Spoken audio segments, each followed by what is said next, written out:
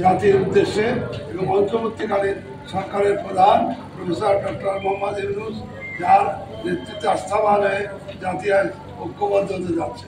আমাদের সব কিছুই আমরা এখানে বর্ণনা করেছি। আপনাদের পক্ষ থেকে কোনো সাপ্লিমেন্টারি কোনো প্রশ্ন যদি থাকে ইনশাআল্লাহ আমরা শেয়ার করবো আপনাদের সঙ্গে।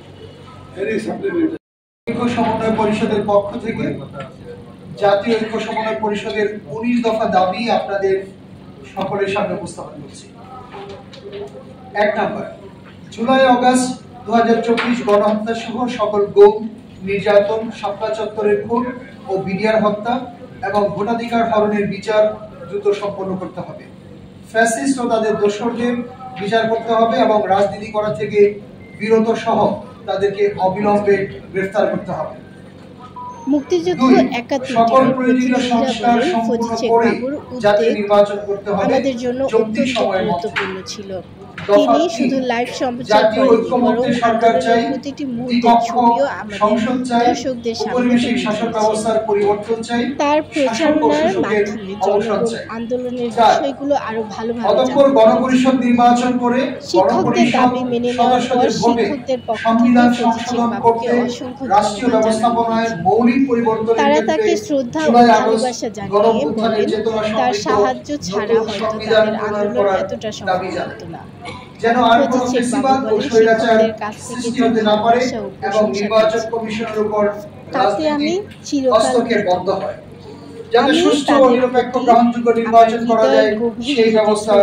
ভালোবাসা প্রকাশ করছি। তাদের সংগ্রামে আমি ছোট ফজিল বাবুর পরিশ্রম ও আলোকচিত্রের হচ্ছে যে শিল্পের মাধ্যমে পরিবর্তনেও গুরুত্বপূর্ণ ভূমিকা পালন করতে পারেন। ফজিল বাবুর আরো বলেন, আমরা যদি নিজেদের মধ্যে একে অপরের প্রতি সহানুভূতিশীল সম্মান প্রদর্শন করি তাহলে সামাজিক আমি আমার এই কাজের জন্য ধন্য, তাদের কাছে চিরকাল কৃতজ্ঞ।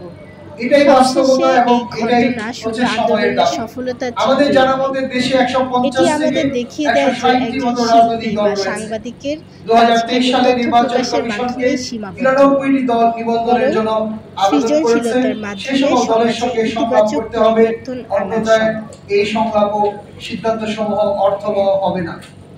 আমাদের দেশে ফেসিবাদ ও তাদের দোসর ছাড়া প্রায় 93টির মতো রাজনৈতিক দল রয়েছে, যাদের নিবন্ধন নেয়ার জন্য নির্বাচন কমিশন কার্যালয়ে রেজিস্ট্রেশনের জন্য প্রক্রিয়াধীন আছে। 6, অবিলম্বে মানুষের নিত্য প্রয়োজনীয় চাল, তেল, পানি, বিদ্যুৎ, গ্যাস, জ্বালানি, তৈলসহ সকল দাহ্য পদার্থের দাম কমাতে হবে, দ্রব্যমূল্য নিয়ন্ত্রণ করতে হবে, ব্যবসায় সিন্ডিকেট ভেঙে দিয়ে জনগণের স্বস্তি ফিরিয়ে আনতে হবে, মুদ্রাস্ফীতি কমাতে হবে, ব্যাংকিং খাত শক্তিশালী করতে হবে, অর্থনৈতিক মুক্তি ও কর্মসংস্থান সৃষ্টি করতে হবে। নাগরিকদের কর্মসংস্থান সৃষ্টি করতে পারলেই প্রকৃত গণতন্ত্রের পথে যাওয়া সহজ হবে। ব্যবসা বান্ধব পরিবেশ সৃষ্টি করতে হবে, অর্থনৈতিক সচল করা সহ সকল ধরনের চাঁদাবাজি বন্ধ করতে হবে। 7, সরকারের উপদেষ্টাদের আরো বেশি তৎপর ও শক্তিশালী হতে হবে। 8, সরকারের দেশ চালাতে যদি সমস্যা মনে করে বা তাদের নিকট যদি হার মনে হয়, তাহলে আমাদের স্পষ্ট বক্তব্য হলো প্রয়োজনে পূর্ণাঙ্গ ক্যাবিনেট করে জাতীয় সরকার বা বিকল্প সরকার গঠন করতে হবে, যাতে করে শক্তিশালীভাবে দেশ পরিচালিত হয় এবং ছাত্র জনতার গণ আন্দোলনের চেতনাকে ধারণ করতে হবে। আমরা চাই এই সরকার যাতে কোনোভাবে ব্যর্থ না হয় যেন সফলতা অর্জন করে। এ বিষয়ে গণভোট বা রেফারেন্ডাম জনগণের মতামত নেওয়া যেতে পারে। 9, দেশের ভাবমূর্তি তুলে ধরতে কূটনৈতিক মিশনে ফ্যাসিস্টদের দোসরদের প্রত্যাহার করে দেশপ্রেমিক যোগ্যদের নিয়োগ দিতে হবে। বিশেষত ভারতে বসে ফ্যাসিস্ট স্বৈরাচার হাসিনা দেশের বিরুদ্ধে অপপ্রচার চালাচ্ছে। ভারতের ষড়যন্ত্রের বিরুদ্ধে দেশপ্রেমিক শক্তিকে ঐক্যবদ্ধ থাকতে হবে।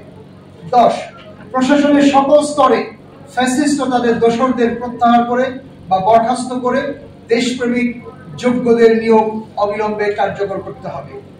11 সংসদ সদস্যদের সংখ্যা 500-তে উন্নীত করতে হবে। দ্বিকক্ষ বিশিষ্ট রাষ্ট্র ব্যবস্থায় উচ্চ কক্ষে 200 জন সদস্য সিনেটর করতে হবে। এক্ষেত্রে আমাদের প্রস্তাবগুলো সংসদ সদস্যদের খরচ কমাতে হবে। 12 শিক্ষা কমিশন গঠন করতে হবে, যাতে থাকবে আলেম ওলামা সহ জ্ঞানী ব্যক্তিগণ। ফ্যাসিস্টদের শিক্ষা ব্যবস্থা বাতিল করে দেশ ও জাতির কল্যাণে ধর্মীয় ও নৈতিক শিক্ষা সহ বিশ্বমানের শিক্ষা ব্যবস্থা প্রণয়ন করতে হবে। জুলাই গণঅভ্যুত্থানকে আমরা ধারণ করি, সম্মান করি, এই চেতনা অব্যাহত থাকুক। 13 আন্দোলনের সকল শহীদদের ক্ষতিপূরণ দিতে হবে, দ্রুত তাদের ক্ষতিপূরণের ব্যবস্থা করতে হবে। সকল আহতদের চিকিৎসা ব্যবস্থা করা এবং তাদের প্রয়োজনীয় চিকিৎসা ব্যয় নির্বাহ করা। তাদের জন্য কর্মসংস্থানের ব্যবস্থা করতে হবে। সারা দেশের চিকিৎসা ব্যবস্থায় সাফল্য ফিরিয়ে আনতে হবে। 14 আমরা বাংলাদেশকে একটি উন্নত রাষ্ট্রে পরিণত করতে চাই, যা বিশ্বের বুকে মাথা উঁচু করে দাঁড়াতে পারে। অর্থনৈতিক মুক্তি ও অর্থনৈতিক বৈষম্য ন্যূনতম পর্যায়ে থাকে। রাজনীতি নয় জননীতিতে কাজ করতে হবে। সাম্য, ন্যায় বিচার ও সামাজিক মর্যাদা নিশ্চিত করতে হবে।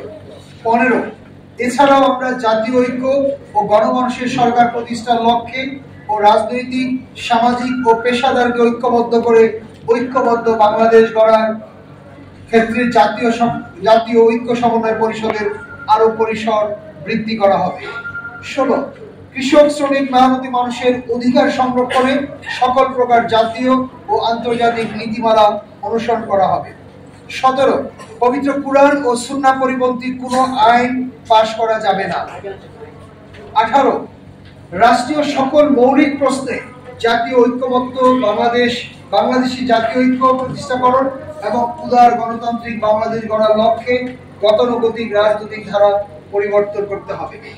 এবং 19 তৈল, গ্যাস, কয়লা ইত্যাদি উৎসের পাশাপাশি পানি সম্পদ থেকে বিদ্যুতের উৎপাদনের ব্যবস্থা এছাড়া নিরাপদ পারমাণবিক বিদ্যুৎ কেন্দ্র স্থাপন করে স্থায়ীভাবে বিদ্যুৎ সমস্যার সমাধান করা, জনগণের গোচরীভুক্ত করে দেশীয় আন্তর্জাতিক সকল চুক্তি সম্পাদন করা।